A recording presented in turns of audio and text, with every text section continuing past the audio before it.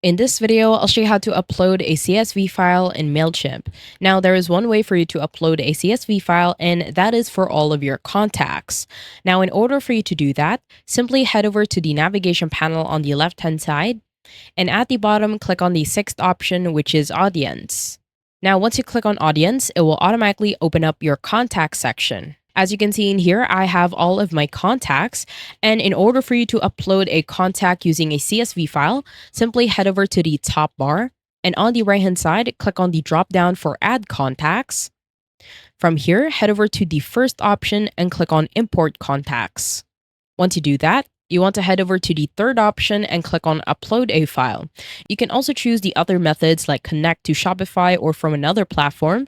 You can also copy and paste. So we will upload a CSV file. At the bottom, click on Continue.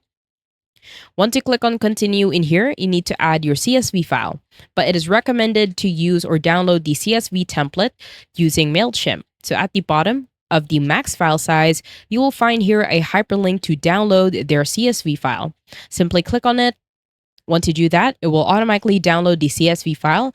From there, you can now open it from either Excel or Google Sheets. We will open it on Google Sheets for this demo. Now, once you open the CSV file, it will look exactly like this. As you can see in here on rows 2 up to 4, we already have an example. If we make this a bit bigger, in here, you need to add the email address, the first name of that contact, as well as their last name. You need to add their address, their phone number. On what would you like to grow, let's say indoor plants, we have their tags if that is something they want to add, as well as their birthday. Now, if you don't want to add these since these are an example, simply highlight the start until the end of the row and press on backspace to delete. Now, once you have a clear row in here, you need to add their address. So as an example, we will add maya.demo@gmail.com. On the first name, we will add Maya. On the last name, we will add White. On the address, you can simply leave this blank, or if you want to add it, and if you already have it on hand, you can also add that. On the phone number, you also want to add their phone number. It doesn't matter which country code, just simply add their number. On what would you like to grow? Let's say Maya White wants to grow indoor plants.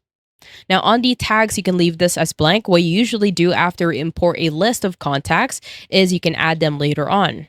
On the birthday, you want to set their birthday. This will be the month as well as the year. And once you're done, you can now continue adding more contacts at the very bottom, and you can add as much as you want. Now, once you have added all of your contacts, the next step is to export or download this file as a CSV. Now, if you are on Excel, just simply export as a CSV file. But if you are on Google Sheets like I am, head over to the top bar. On the left-hand side, click on the first option for File. Now, below File, you want to hover your mouse on Download.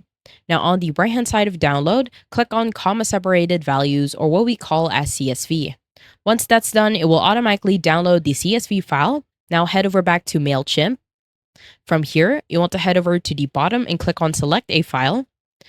Now, select the CSV file that you just downloaded.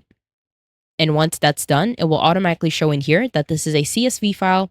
At the bottom, click on Continue. Once you click on Continue in here, you want to set this as your current audience. You can even update to any existing contacts.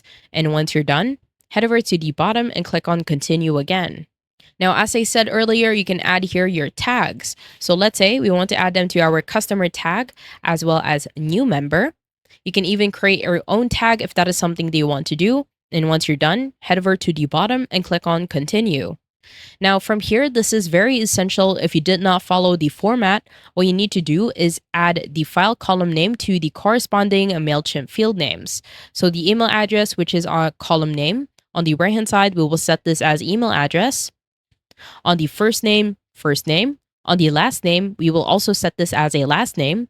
And let's say that this is blank. You can also search at the very top for the appropriate field. And once you're done, click on Enter.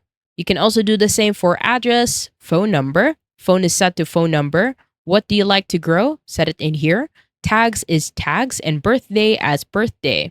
And once you're done, head over to the bottom and click on Continue. Now in here, you want to select your email marketing status. We will set this as subscribed. And once you're done, head over to the bottom to finalize your import. In here, it will review all of the contacts that you have added. At the bottom, click on Complete Import.